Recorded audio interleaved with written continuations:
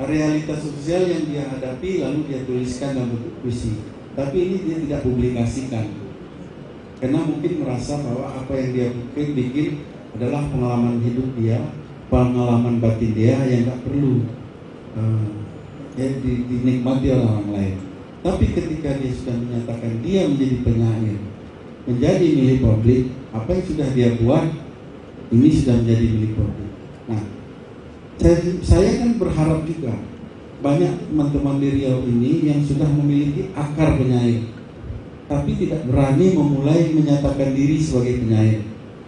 Kalau kita seorang penyair tidak mau menyatakan diri bahwa kita ini adalah penyair, inilah yang saya katakan bahwa kita tidak lagi menghargai akar budaya yang kita miliki.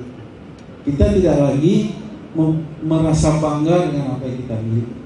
Kita memiliki bahasa Indonesia, bahasa yang dipakai dari Sabang sampai Merauke, bahasa yang bisa dimengerti orang dari Merauke sampai ke Sabang. Tapi kenapa kita tidak memanfaatkan ini? Kan gitu. Sama halnya dengan wartawan. Kebetulan saya juga ketua wartawan Riau. Seluruh wartawan di Riau ini ada namanya organisasi PWI. Kebetulan saya ketuanya.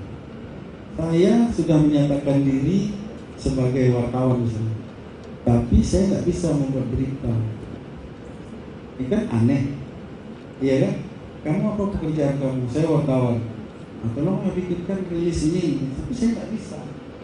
Saya menyatakan diri sebagai dokter, iya kan? Tapi ketika orang bertanya, Pak, kalau obat koreng itu yang paling bagus apa? Saya nggak tahu gitu. Atau dulu ya saya lihat kamus dulu. Artinya apa? Saya bukan seorang dokter yang profesional. Nah sekarang kita sudah punya basic. Riau adalah bahasa Melayu Riau adalah cikal bakal bahasa Indonesia. Bahasa nasional, bahasa Indonesia berasal dari Riau. Kita udah memiliki itu. Sekarang ditanya orang sebagai orang Riau, apa sumbangan Anda untuk kesusastraan Indonesia, ya kan? Untuk kebudayaan Indonesia, untuk macam hal lah, mulai dari sosial, politik, ekonomi, budaya, kayak apa? Nggak ada gitu. Kan aneh aja gitu.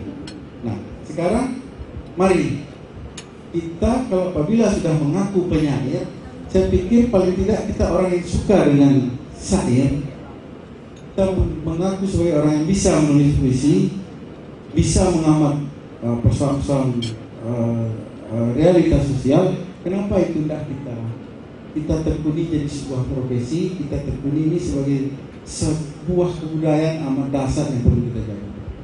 Pikir itu. Kita juga menunggu sebenarnya profesinya penyair gitu. Kadang kita melihat dia sendiri dia wartawan tapi penyair, artinya penyairnya yang nyambi aja gitu. Iya. Iya. Tidak ada yang memang. Jadi ada teman saya dulu sampai sekarang namanya Wiji Tukul. Sampai sekarang Wiji Tukul itu nggak tahu di mana kuburnya, di mana meninggalnya, nggak jelas. Kenapa? Dia menulis puisi berdasarkan realitas sosial. Dia itu mengamati bentuk-bentuk dari ketidakbenaran pemerintah. Waktu itu zaman Pak Harto ya, hilang sampai sekarang. Rendra itu sampai akhir hayatnya dia tetap mengaku saya ini penyair, saya ini dramawan.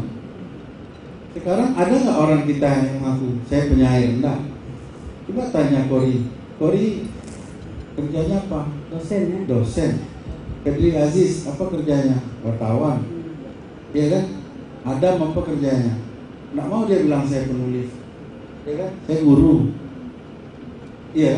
Jadi penyair hanya sebagai penyair hanya profesi kedua. Profesi kedua. Hobi. Saya pun tanya orang, Bang Denny penyair ya? Enggak. Iya kan? Harusnya saya mulai malam ini saya nggak mau ngaku lagi sebagai pedagang, nggak mau lagi sebagai usaha, nggak mau lagi sebagai wartawan. Saya penyair. Harusnya. Bisa nggak ini kira-kira? Menarik sekali ya. Iya. Baik. Kemudian kita menyatakan sebagai penyair itu Bang, artinya kan punya tanggung jawab kita untuk menulis puisi. Kan itu ya Bang ya? Ya penyair yang menulis puisi. Ya. Anda mengaku dokter tapi Anda memperbaiki motor itu nggak dokter. Ya kan? Anda mengaku sebagai pelukis, tapi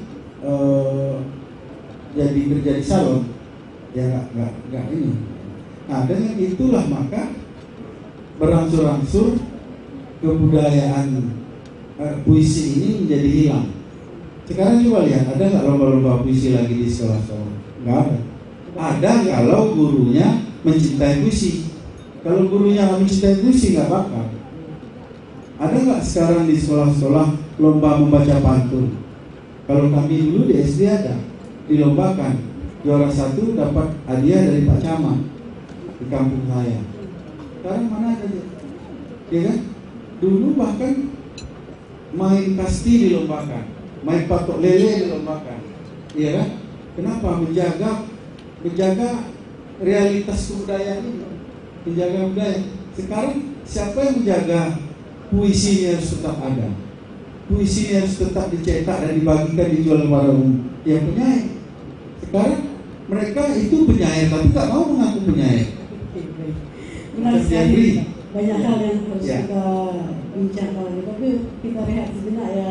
Ya, kita seperti biasa. Di samping berdiskusi, nanti kita akan lempar ke forum juga. Pun tetap ada bacaan-bacaan puisi dari rekan-rekan yang hadir di Malam Wadah Pujangga episode yang beberapa ini. Iya, banyak sekali kamu. Sudah banyak sekali. Dari komunitas FLP, kawan-kawan mahasiswa dari UIN, dari UIR, dari Kuning juga ada. Kemudian ada dari komunitas Bumi juga ada, dan ramai sekali. Mereka nanti secara bergantian akan membacakan puisi. Nah, untuk yang pertama ini